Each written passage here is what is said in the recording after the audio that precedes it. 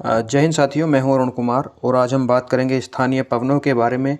देखिए, जब मैंने आपको विश्व का भूगोल पढ़ाया था तब हम महाद्वीपों के अंतर्गत और भौतिक भूगोल के अंतर्गत इन सभी पवनों के बारे में जान चुके हैं।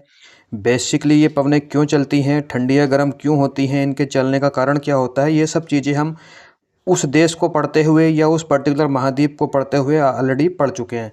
लेकिन आज की वीडियो को बनाने का मकसद ये है कि अगर स्थानीय पवनें मैच द फॉलोइंग में आ जाएं या डायरेक्ट आपसे देश का नाम पूछ लिया जाए तो कन्फ्यूजन ना हो और हम क्वेश्चन को जल्दी से जल्दी सोल्व कर पाएँ। इसके लिए हम कुछ ट्रिक का इस्तेमाल करेंगे। चलिए मेरे साथ शुरू करते हैं इस वीडियो को। मैं हूं अरुण कुमार और आप देखना शुरू कर चुके हैं T2 क्लासेस। तो देखिए, स्थानीय पवनों में सबसे पहले हैं ब्रिक फिल्डर। ये पवन का नाम है। साथ में लिखा हुआ है गर्म या ठंडी। वो पवन गर्म है या ठंडी है। यहाँ पर मैं ये नहीं बताऊंगा गर्म या ठंडी क्यों है, वो मैं ऑलरेडी आपको फिजिकल ज्योग्राफी में बता चुका हूँ। साथ में देश का नाम लिखा हुआ है। तो बेसिकली हमें ये समझना है कि कौन से देश में कौन सी पवन बहती है, इतनी सी बात है। ब्रिक फिल्डर, ब्रिक फिल्डर जो पवन है, गर्म पवन है, वो ऑस्ट्रेलिया में बहती है। याद कैसे रखेंगे? देखिए, अगर आप क्रिकेट देखते हैं तो आपको पता होगा कि ऑस्ट्रेलिया के जो खिलाड़ी होते हैं वो बहुत ही अच्छे फील्डर होते हैं। ऑस्ट्रेलिया के क्रिकेट खिलाड़ी जो होते हैं बहुत अच्छे फील्डर होते हैं। तो ब्रिक फिल्डर के साथ आप ऑस्ट्रेलिया इस तरह से याद कर पाएंगे। इधर देखिए, यहाँ पे लिखा हुआ है हरमट्टान। हरमट्टान पवन को डॉक्टर पवन भी कहा जाता है। हरमट्टान पवन को डॉक्टर पवन भी कहा जाता है। दोनों एक ही चीज़ के नाम है, हरमट्टान या डॉक्टर। और ये सहारा मरुस्थल के अंदर बहती है, गर्म पवन है। जो डॉक्टर होता है ना, वो मरीजों के लिए एक सहारे का काम करता है। मरीजों के लिए एक सहारे का काम करता है डॉक्टर। इस तरह से आप इसको याद कर सकते हैं। डॉक्टर सहारा है मरीजों के लिए, तो डॉक्टर पवन जो है वो सहारा मरुस्थल में बहती है। अगली पवन है नार्वेस्टर। नार्वेस्टर भी एक गर्म पवन है और ये न्यूजीलैंड में बहती है। नार्वेस्टर कहाँ पे बहती है? न्यूजीलैंड में बहती है। कैसे याद करेंगे? तो देखिए, नार्वेस्टर नॉर्थ वेस्ट जैसा एक शब्द है, नार्वेस्टर नॉर्थ वेस्ट जैसा एक शब्द है। और न्यूज, न्यूजीलैंड का जो न्यूज है NEWS समझिए, और न्यूज में नॉर्थ ईस्ट वेस्ट साउथ, इन चारों शब्दों से मिलके बना होता है न्यूज। तो इसमें नॉर्थ और वेस्ट को आप याद रखेंगे, उसको नॉर्थ वेस्ट के साथ जोड़ के नार्वेस्टर को न्यूजीलैंड से जोड़ लेंगे। ये सिर्फ एक ट्रिक है, आपको याद रह जाए बात, ऐसा मैं कोशिश कर रहा हूँ आपको बताने की। आप अपने हिसाब से भी ट्रिक बना सकते हैं। जहाँ तक पॉसिबल हो पा रहा है मैं कोशिश कर रहा हूँ आपको ऐसा करने की कि आप क्वेश्चन को जल्दी से जल्दी सोल्व कर पाएँ, समय कम से कम लगे। फॉन एक गर्म पवन होती है, फॉन, जो कि स्विट्जरलैंड में बहती है। और देखिए, फ़ोन को हम फ़ैन से याद रखेंगे और आपको बिल्कुल पता है कि स्विट्जरलैंड का मौसम सुहाना होता है। वहाँ फ़ैन की आवश्यकता तो बिल्कुल भी नहीं होती क्योंकि ठंडा मौसम होता है। क्योंकि स्विट्जरलैंड का मौसम सुहाना होता है, फ़ैन की आवश्यकता नहीं होती। तो फ़ान जो पवन है स्विट्जरलैंड में बहती है। एक है कोयम्बेग, पवन का नाम है कोयम्बेग। ये भी गर्म है, ये इंडोनेशिया में बहती है। कोयम्बेग जो पवन है वो इंडोनेशिया में चलती है, लोकल विंड है, स्थानीय पवन है। कोयम्बेग के बाद में लिखा हुआ है बेग, बैग, जो बैग बच्चे स्कूल लेके जाते हैं वो इन दोनों ने सिया है। इंडोनेशिया को आप कैसे याद रखेंगे? इन दोनों ने सिया है, इन दोनों ने सिया, इंडोनेशिया, इन दोनों ने सिया। इन दोनों ने क्या सिया? बैग सिया। कोयम्बेग जो पवन है वो इंडोनेशिया में प्रवाहित होती है, इंडोनेशिया में बहने वाली लोकल विंड है। लू भारत में बहती है, इसमें कोई ट्रिक की आवश्यकता ही नहीं है, ये आपको बिल्कुल हमेशा ही याद रहा है रहेगा। लू भारत में बहती है, गर्मियों में बुरी हालत कर देती है, गर्म पवन है obviously. Black roller, black roller जो है ये भी गर्म पवन है और ये अमेरिका में बहती है।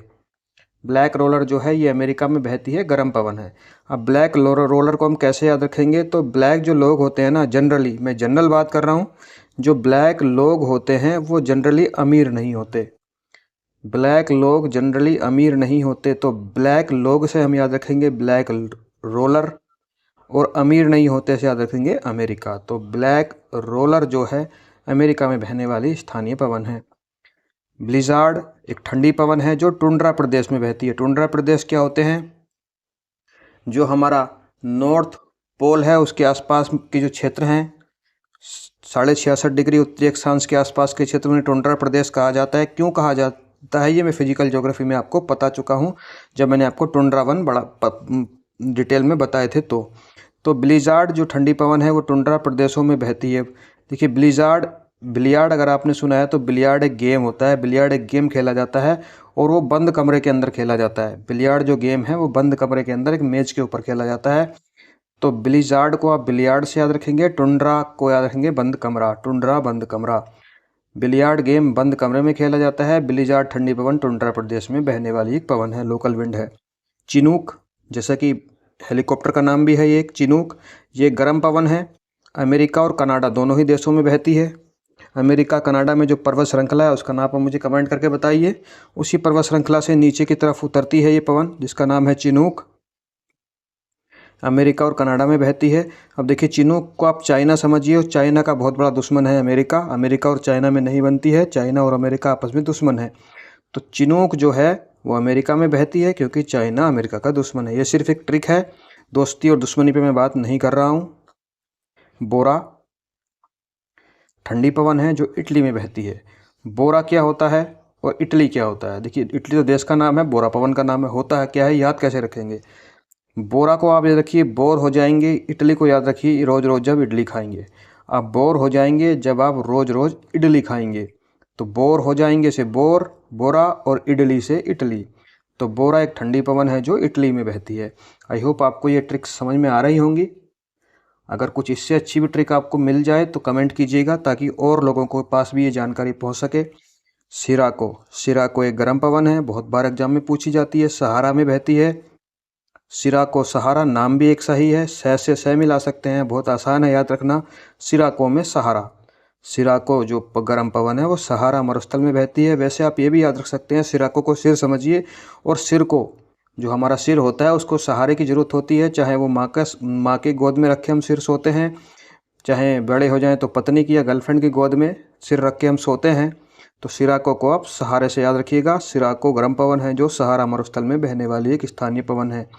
पैम्पारो एक ठंडी पवन है जो पंपास में बहती है। पंपास घास के मैदान कहाँ है, ये आप मुझे कमेंट करके बताएंगे। घास के मैदानों के ऊपर मैं डिटेल से वीडियो बना चुका हूँ, नहीं देखिए तो प्लेलिस्ट में देखिएगा जाके, विश्व भूगोल के अंतर्गत। पैम्पारो पंपास, बिल्कुल इसमें कोई डाउट ही नहीं है, एकदम ट्रिक अपने आप में ही बनी हुई है। पैसे पैम्पारो, पैसे पंपास, दोनों शब्द मैच भी खा रहे हैं। तो पंपारो एक स्थानीय ठंडी पवन है जो पंपास घास के मैदानों में, पंपास क्षेत्र में प्रवाहित होती है। आई होप वीडियो में दी गई जानकारी आपको पसंद आई है।